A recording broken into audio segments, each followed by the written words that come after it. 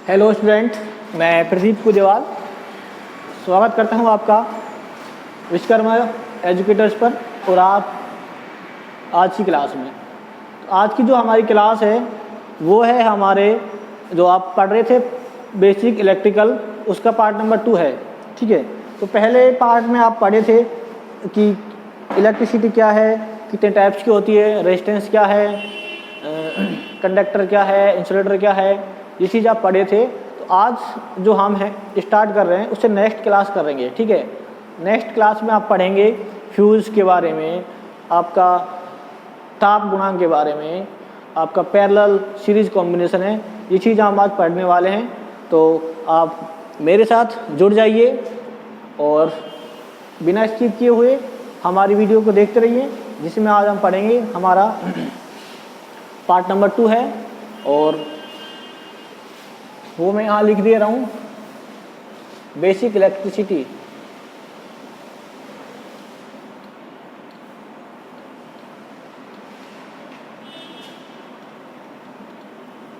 Part 2, ये आपका part number 2 है। पहले पार्ट में आप पढ़ चुके हैं, जो भी आपको पढ़ाया था विभव, वोल्टेज, रेजिस्टेंस, फ्यूज़ नहीं तो फ्यूज़ आज पढ़ेंगे। और क्या पढ़ाया था आपको, करंट पढ़ाया था, type of current AC DC, उसके बाद आपका रेजिस्टेंस, उसके बाद आप कंडक्टिविटी, उसके बाद आपकी चालकता, आपका विशिष्ट प्रतिरोध, ये चीज़ आपको हमने पढ़ाई। ठीक है, तो आज की जो हमारी क्लास है उसमें हम पढ़ रहे हैं, पहला जो है हमारा आज का टॉपिक वो हम स्टार्ट कर रहे हैं ताप गुणांक से। किससे? ताप गुणांक से। तो ताप गुणांक क्या होता है वो देखें आप।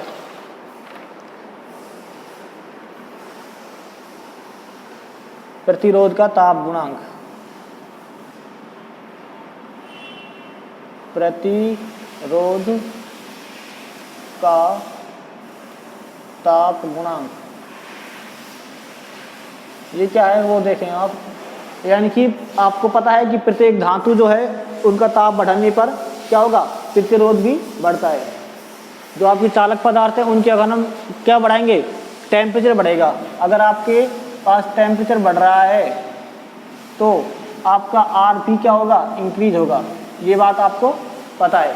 ठीक है, यानी कि तापमान बढ़ा रहे हैं तो हमारा क्या होगा, रेजिस्टेंस भी इंक्रीज होगा, यानी कि प्रतिरोध भी बढ़ेगा। ठीक है, तो हम इसके बारे में ये कह सकते हैं कि अगर किसी चालक पदार्थ में 1 डिग्री सेंटीग्रेड तापमान पर 1 डिग्री सेंटीग्रेड तापमान इंक्रीज या डिक्रीज होने पर, 1 डिग्री सेंटीग्रेड तापमान बढ़ने या घटने पर प्रतिरोध में जो वृद्धि या कमी हुई है उसे ही हम कहते हैं ताप गुणांक। क्या कहते हैं? प्रतिरोध का ताप गुणांक। यानी कि चालक में 1 डिग्री सेंटीग्रेड ताप बढ़ाने या घटाने पर उसके प्रतिरोध में हुई कमी या वृद्धि को ताप गुणांक कहते हैं। ठीक है, अब ताप गुणांक जो हमने पढ़ा था लास्ट क्लास में, जब भी आप पढ़े थे कोएफिशिएंट, ठीक है, तो वहाँ से आपके पास अल्फा आया था लीनियर में। क्या आया था? लीनियर में। तो यहाँ भी आपका जो प्रसार गुणांक है ताप का, ये प्रतिरोध का ताप गुणांक, यहाँ अल्फा है। क्या है? अल्फा है। ठीक है, तो मैंने माना कि एक कंडक्टर है, वो एक कंडक्टर है, ठीक है, उसका 0 डिग्री सेंटीग्रेड तापमान पर, 0 डिग्री सेंटीग्रेड तापमान पर उसका प्रतिरोध क्या है? R0 है। क्या है? R0। ठीक है, अगर मैं कहूं कि वो at T temperature, T degree centigrade पर, T डिग्री सेंटीग्रेड जो है उस पर उसका तापमान क्या हो जाता है, सॉरी, अगर तापमान कितना है T डिग्री सेंटीग्रेड, T यानी कोई भी वैल्यू हो सकती है, 10, 20, 15 जो भी आप रखें, जो आपको क्वेश्चन मिलेगा वो। तो हमने R जो है वो हमने माना क्या? RT। ठीक है, वापिस देखें, माना कि अगर 0 डिग्री सेंटीग्रेड ताप है तो उसमें जब प्रतिरोध होगा तार में, कंडक्टर में, वो है आपका R0 से हमने दर्शाए हैं। अगर तापमान कोई भी एक पर्टिकुलर वैल्यू है उस पर आपका जो प्रतिरोध होगा वो RT से हमने शो किया है। ठीक है, अब जो इसमें ताप गुणांक होगा क्या होगा, ताप गुणांक जो RT होगा, RT बराबर प्रतिरोध का ताप गुणांक RT बराबर होगा 1 plus alpha 0 into R, 1 plus sorry by mistake यहाँ पे T आएगा आपका और यहाँ पे आपका R0 आएगा, ठीक है। यानी कि RT होगा आपका, आपसे कह दिया है, एक बार सुने, आपसे कहा है कि 0 डिग्री पर R0 है और T पर आपको निकालना है, तो आप ये यहाँ से RT बराबर ये निकालेंगे आप, RT बराबर R, ठीक है, जो 0 डिग्री टेम्परेचर पर है वो 1 प्लस ये आपका अल्फा है, यही आपका गुणांक है अल्फा प्लस T, ठीक है, जिस तापमान पर ये आपको निकलवाना है, निकाल रहा है, ठीक है। तो अब हम क्या करेंगे, अब मैं क्या कर रहा हूँ, इस R को अंदर R0 को मैं अंदर मल्टीप्लाई कर दिया रहा हूँ, ठीक है। तो R0 plus R0 alpha 0 T, ठीक है।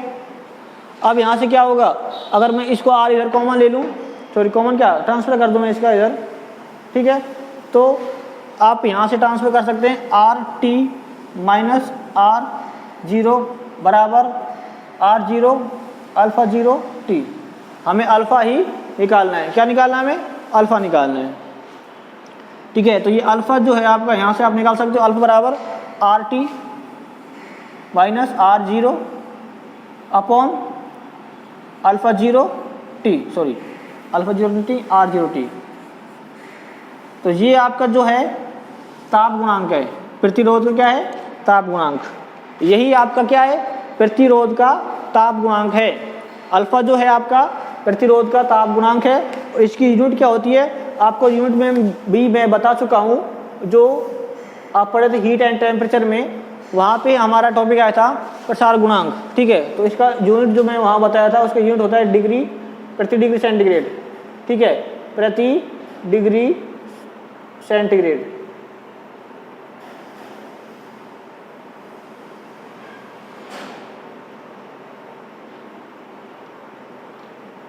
ठीक है।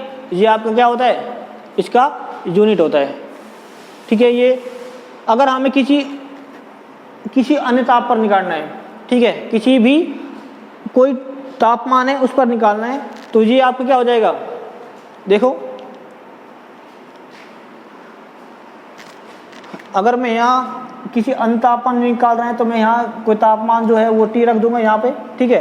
तो RT आपका वही रहेगा अल्फा T, तो वो निकालने के लिए आप क्या करेंगे, अल्फा T बराबर आपका होगा अल्फा 0, यानी कि जो आपका ये है अल्फा 0 ये वाला, ठीक है। इसमें आप क्या करेंगे 1 प्लस ये वाला, ये तो कब है आपका 0 डिग्री पर, कब है 0 डिग्री पर, ठीक है। ये आपसे कोई ताप कह दिया कि इस तापमान पर बताइए प्रसार गुणांक, ठीक है। आप यहाँ कंफ्यूज ना होना, ये तो किसी तापमान पर प्रतिरोध है, ठीक है। तो वहाँ से हमारा एक रिलेशन था ये, और यहाँ से हमने 0 पर निकाला, ठीक है, अल्फा 0 का मान निकाला, यानी कि 0 डिग्री टेम्परेचर पर गुणांक कितना होगा। अगर हम इसको किसी भी अन्य पर निकालते हैं, अन्य टेम्परेचर पर, तो वो आपको क्या होगा, alpha 0 upon 1 plus alpha 0 into T। Alpha 0 क्या है, आप यहाँ से निकालेंगे, T आपको क्या है, जो तापमान आपको गिवन में होगा, ठीक है, उसके लिए ये चीज़ देख रहे हैं। एक बार मैं नेक्स्ट चलूँगा, गुणांक खास तौर से आप ये याद रखें, इसका यूनिट जो है ये आप खास तौर से याद रखेंगे, ठीक है। प्रश्न पूछ लेता है कि ताप प्रतिरोध का ताप गुणांक जो है उसका डिग्री यूनिट क्या होता है, तो आपसे पूछ सकता है सीधा सीधा, ठीक है। नेक्स्ट चलते हैं हम, आपका आता है फ्यूज। आपका क्या आता है, फ्यूज। फ्यूज क्या होता है आपको पता होगा, पढ़ गए हैं। फ्यूज एक तरह से क्या है, फ्यूज आपका वह एक युक्ति है जिससे हम हमारे सर्किट में होने वाले शॉर्ट सर्किट, लघुपतन और हैवी लोड अधिव्यापन को रोक सकते हैं, जिसकी सहायता से हम हमारे सर्किट में होने वाले हैवी लोड और शॉर्ट सर्किट से बचा जा सकता है, वो हमारा क्या होता है, फ्यूज होता है। क्या होता है, फ्यूज। फ्यूज क्या है, फ्यूज एक आपका ऐसा युक्ति है, साधन है, जिससे कि हम क्या करते हैं, उसको हम अपने सर्किट में लगाते हैं। तो सर्किट में लगाने पर हमें क्या फ़ायदा होता है कि अगर हमारे सर्किट में कोई शॉर्ट सर्किट हो रहा है, ठीक है, या कोई हमारा लोड अधिक आ रहा है, तो क्या होगा, ये फ्यूज हमारा हट जाता है, उड़ जाता है, जिससे कि हमारे सर्किट में धारा जो है, करंट है, उसका फ्लो बंद हो जाता है। ठीक है, तो करंट फ्लो नहीं होगा तो हमारे जो भी उपकरण लगे हुए हैं हमारे मकान में या फिर हमारे इंडस्ट्री में, तो वो सारे आपके बच जाते हैं शॉर्ट सर्किट होने की वजह से, होने से। ठीक है, तो ख़राब नहीं हो पाएंगे। ये हमारा काम आता है फ्यूज। अब फ्यूज जो है आपका, फ्यूज में एक वायर होता है। क्या होता है, एक वायर होता है। और फ्यूज जो है वो आपको बना होता है, आपको जो टीन वगैरह आते हैं, वो जो बाहर का जो उसका कवर होता है, ठीक है, आजकल तो फ्यूज कई टाइप के आते हैं। जो पहले फ्यूज आता था उसमें क्या है कि आपको चीनी पत्थर का कवर सा होता था, ठीक है, और उसमें एक वायर लगा होता था। जो वायर है वही आपका एक फ्यूज का काम कर रहा है। ठीक है, तो वायर एक तरह से ये क्या होता है, एक वायर होता है। ठीक है, अब वायर होता कैसा है, वायर का जो होता है लॉ, तो इसका होता है melting point. Low melting point होता है, और लो ही क्या होता है, रेजिस्टेंस होता है। यानी कि निम्न तो उसका होता है गलनांक बिंदु, यानी कि उसका अगर तापमान थोड़ा भी अधिक बढ़ जाता है तो फ्यूज तार पिघल जाता है, यानी टूट जाता है, हट जाता है। ठीक है, और लो रेजिस्टेंस होता है, यानी कि उसमें आपका रेजिस्टेंस क्या होता है, लो होता है, यानी कि उसमें से हम अधिक धारा प्रवाहित कर सकते हैं। यानी उसको हम लगाने पर हमारे जो है सर्किट में धारा के ऊपर कोई प्रभाव नहीं पड़ता। ठीक है, नंबर 3 आपको याद रखना है, ये हमेशा आप किस में लगाएंगे, आपको फेज में लगाना है। ये किस में लगाना है, फेज में, या आप बोलते हो लाइव में। ठीक है, आपको फेज में लगाना है, जिसको आप क्या बोलते हो, लाइव में, यानी जिसमें आपकी करंट आती है। एक तो 2 होते हैं, एक तो न्यूट्रल होता है, एक फेज होता है, तो आपको फेज में लगाना होता है। ठीक है, और नंबर 4th बात जो होती है, आप इसको ओम मीटर, किसकी सहायता से, ओम मीटर से नाप सकते हैं। इसका मान आप ओम मीटर से नाप सकते हैं। ठीक है, ये बात होगी फ्यूज के बारे में। उसके अलावा आपको याद रखना है कि फ्यूज बना किसका होता है, फ्यूज बना किसका होता है, फ्यूज होता है सीसा प्लस टिन का बना हुआ होता है। किसका, सीसा प्लस टिन का, सीसा प्लस टिन, यानी कि पीबी लेड प्लस एसएन। ठीक है, तो आपका जो ये होता है पीबी, ये 65% होता है, और आपका 35% होता है टिन। ये फ्यूज जो है क्या है, मिश्र धातु का बना होता है।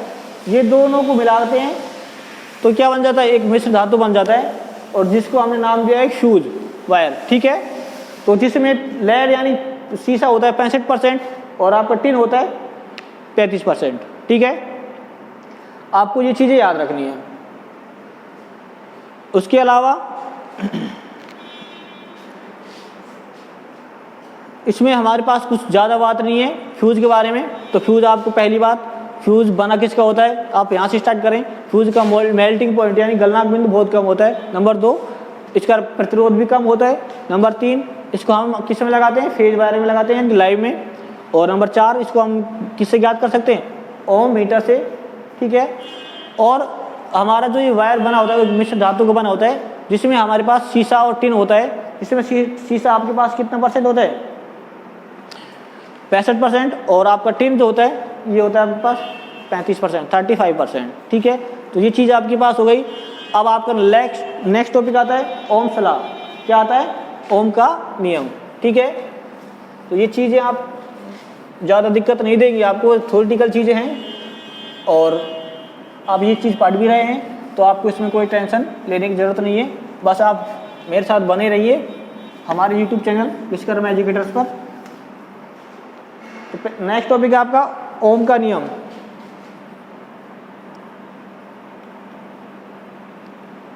ओम का नियम आप सब पढ़ के आए हैं, बचपन से पढ़ते आ रहे हैं। ओम का नियम क्या होता है, ओम का नियम होता है कि अगर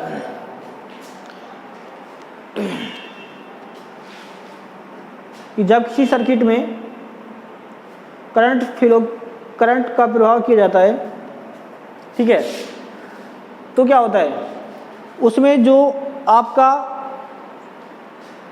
वोल्टेज होगा, क्या होगा, वोल्टेज जो होगा वो आपके करंट के क्या होगा, समानुपाती होता है। यानी कि सर्किट में बहने वाली धारा उसमें उत्पन्न विभवांतर के समानुपाती होती है। इसी हम कहते हैं ओम का नियम। ठीक है, तो ओम का नियम जो है आपके पास V प्रोपोर्शनल होता है I, यानी कि हमने किसी सर्किट में करंट फ्लो किया, उस करंट में उत्पन्न जो विभवांतर होगा, वोल्टेज होगा, वो आपका V है। तो ये दोनों जो हैं एक दूसरे से क्या होंगे, समानुपाती होंगे। ठीक है, समानुपाती होंगे। अब देखें, अब जब आप समानुपातिक चिन्ह हटाते हैं तो बराबर का चिन्ह रखते हैं, तो वहाँ से वहाँ हमारे पास एक कांस्टेंट आता है। ठीक है, और यहाँ पे हमारा कांस्टेंट क्या है, R है। क्या है, R जो कि आप क्या है, रेजिस्टेंस। तो यहाँ से आपके पास क्या होता है, V बराबर I R आपको यहाँ से निकाल के आता है। ठीक है, R हमारे पास क्या है, ये कांस्टेंट है, और जो हमारा क्या है, रेजिस्टेंस। ठीक है, तो यहाँ से आप R की वैल्यू निकाल सकते हैं, R बराबर V/I। ठीक है, यहाँ से आप I का मान निकाल सकते हैं, I बराबर क्या हो जाएगा, V/R। ये चीज़ें आपको याद रखनी है। यहाँ पे V क्या है, आपका वोल्टेज है। ठीक है, आपका I क्या है, आपका I करंट है। आपका R क्या है, R आपका रेजिस्टेंस है।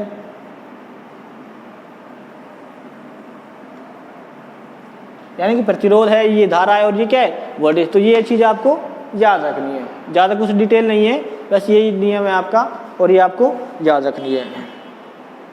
ठीक है, अब आपके पास दो चीज़ आती हैं, एक तो आता है पैरेलल कॉम्बिनेशन कनेक्शन, और एक आता है सीरीज कनेक्शन। ठीक है, तो हम वो चीज़ पढ़ रहे हैं, और वो आपका एक लास्ट टॉपिक होगा इस चैप्टर का।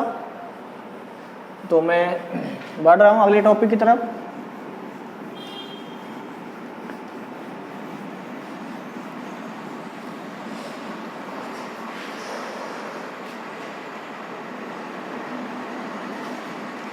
टॉपिक है आपका connection of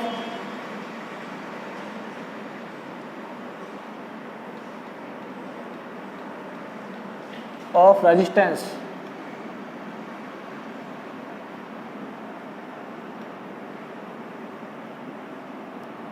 connection of resistance. तो ये कितने टाइप होता है, 2 टाइप होता है। कितने टाइप का होता है, 2 टाइप। पहले आपके पास आता है, पहला कौन सा आता है, सीरीज ले लें आप। कौन सा, सीरीज। पहला आपका है सीरीज कनेक्शन। नंबर 2 आपके पास होता है पैरेलल कनेक्शन।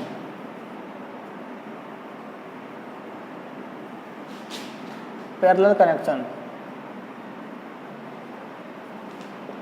ठीक है, सीरीज कनेक्शन है नंबर 1 पे। नंबर 2 पे आपके पास क्या है, पैरेलल कनेक्शन। इन दोनों डिफरेंस क्या है, सुने, साथ साथ लेके चल रहा हूँ मैं।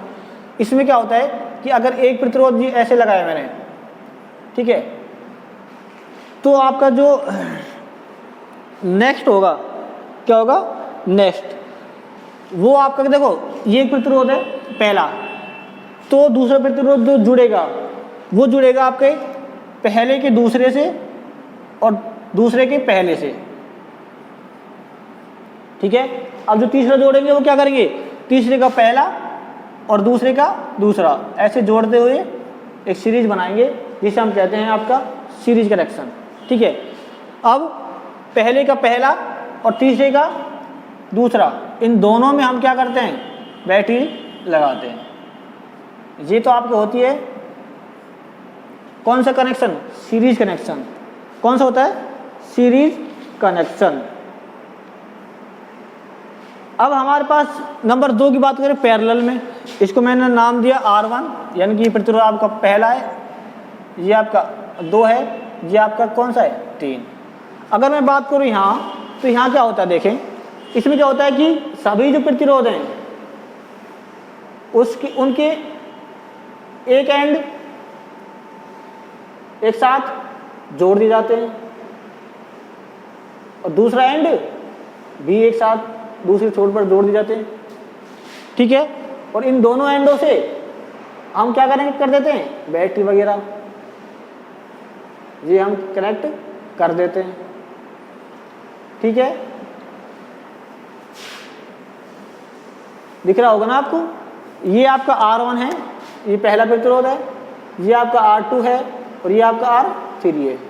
इसमें हम क्या करते हैं, जो जितने भी आपके रेजिस्टेंस हैं, प्रतिरोध हैं, उनको एक पहले का यानी कि दो प्रतिरोधों का अलग अलग सिरा जोड़ते हैं, ठीक है। यानी कि पहले का दूसरा और दूसरे का पहला जोड़ा यहाँ पे, दूसरे का दूसरा और तीसरे का पहला जोड़ा। अगर ऐसे ही बनाएंगे तो तीसरे का दूसरा और चौथे का पहला ऐसे जोड़ते जोड़ते आप सीरीज बना लेंगे, ठीक है। उस सीरीज को हम कहते हैं, उस कनेक्शन को हम कहते हैं सीरीज कनेक्शन।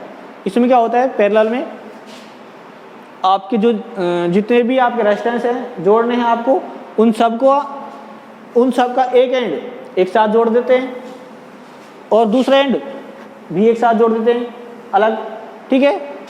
फिर उन दोनों एंडों से जहां आपने उसको जंक्शन बनाया है, उन दोनों एंडों में आप बैटरी का जॉइंट कर दें, कनेक्शन कर दें, ठीक है। ये आपका होता है सीरीज कनेक्शन।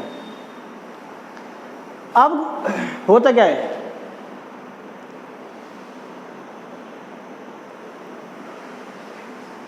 आपने अब ओम का नियम पढ़ा, क्या पढ़ा, ओम का नियम। तो इसमें जो वोल्टेज होगा, इसमें क्या होगा, वोल्टेज जो होगा बहने वाली धारा और प्रतिरोध के गुणनफल के क्या होगा, बराबर होगा, हैं। इसमें क्या होता है आपके,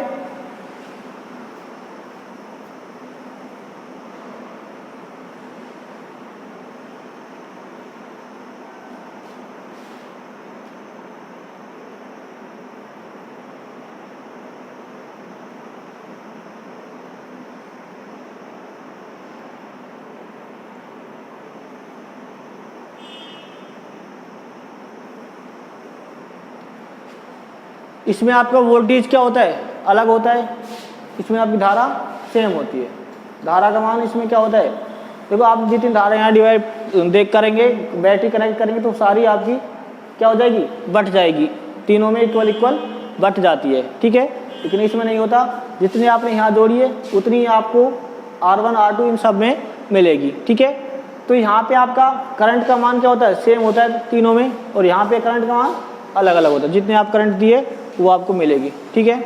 उसके बाद हमारे जो घरों में हम कनेक्शन यूज करते हैं वो कौन सा होता है, हमारे पास पैरेलल कनेक्शन होता है। क्या होता है, पैरेलल कनेक्शन, ठीक है। यदि हमने इस धारा क्या मानी, करंट हमने माना I, क्या माना, करंट। जब करंट मैंने इसमें I बराबर करंट माना तो इन सब में जो करंट होगा वो क्या होगा, देखो पहले में होगा आपका I करंट माना, ठीक है। तो यहाँ से देखो V होगा आपका, V1 क्या होगा, V1 बराबर I R1, ठीक है। नंबर 2 V2 बराबर I R2, V3 हम इसके लिए बात कर रहे हैं बराबर I R3। ये तीनों हो गए, है ना, क्योंकि यहाँ पे करंट क्या है, सेम है। अब हमें क्या निकालना है, इनका प्रतिरोध निकालना है। क्या निकालना है, प्रतिरोध। तो हम क्या करेंगे, टोटल वोल्टेज को जोड़ दें। तो टोटल वोल्टेज क्या होगा इसमें, टोटल वोल्टेज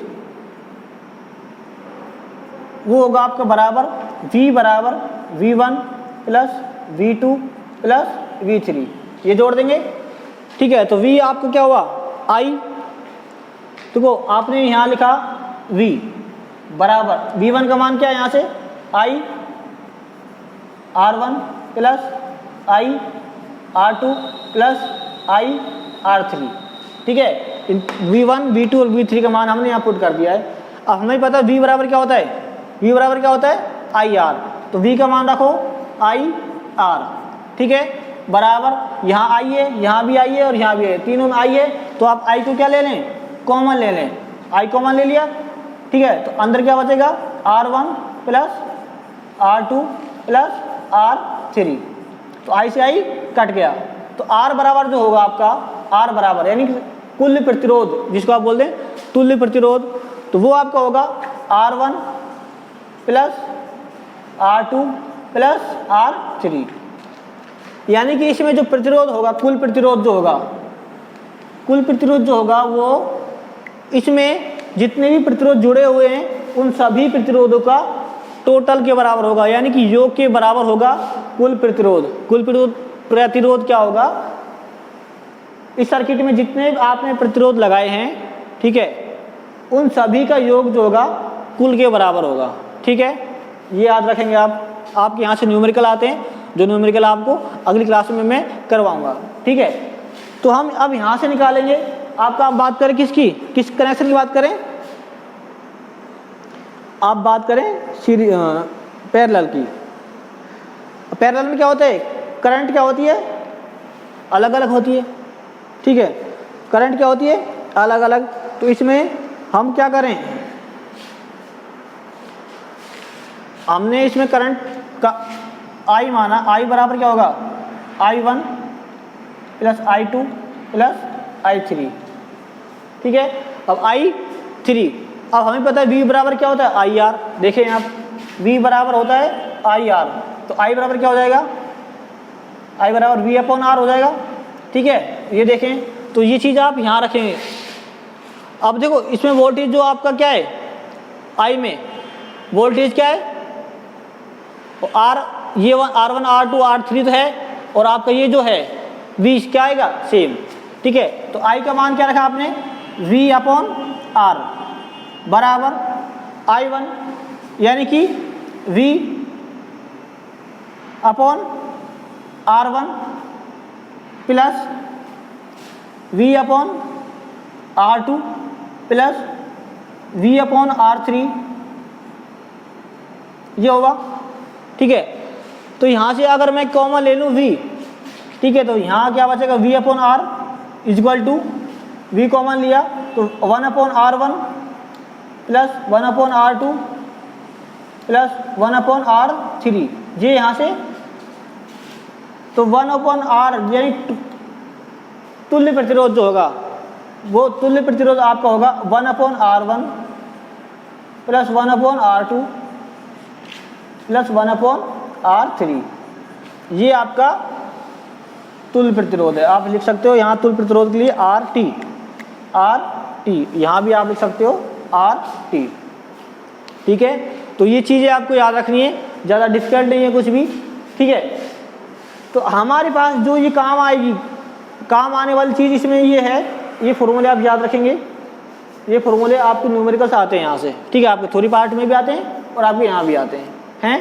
तो उसके अलावा आपको याद रखना है, हमारे घरों में कनेक्शन के लिए यूज होता है ये, ठीक है, ये हम यूज नहीं करते हैं, क्यों, क्योंकि यहाँ पे जो हमारी करंट है वो सेम हो जाती है, ठीक है, और यहाँ पे हमारी करंट अलग अलग होती है, ठीक है।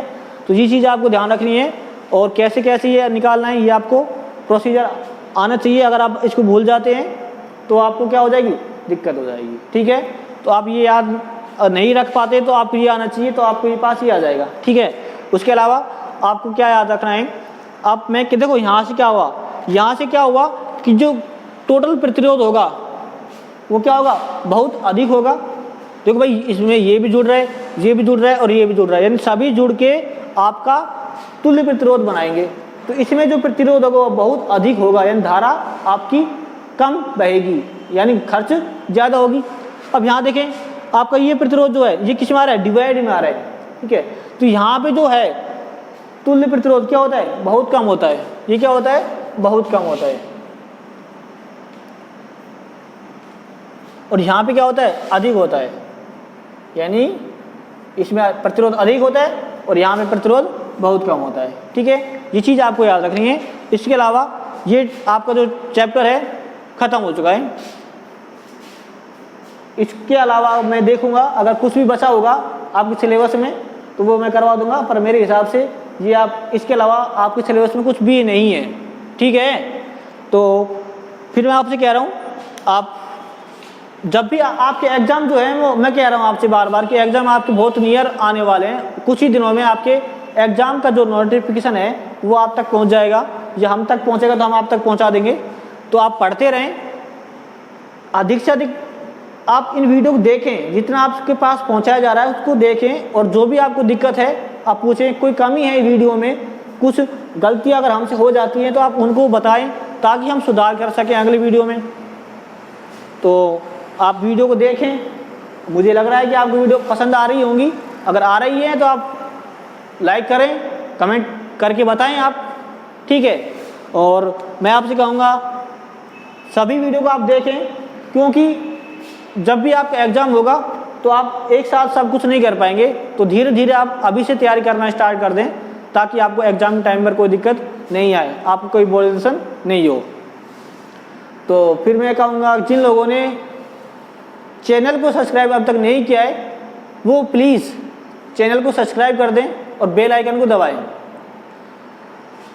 और फिर मैं ज़्यादा कुछ नहीं कहूँगा, आप ये चीज़ें आपको समझ आ रही हैं, ठीक है।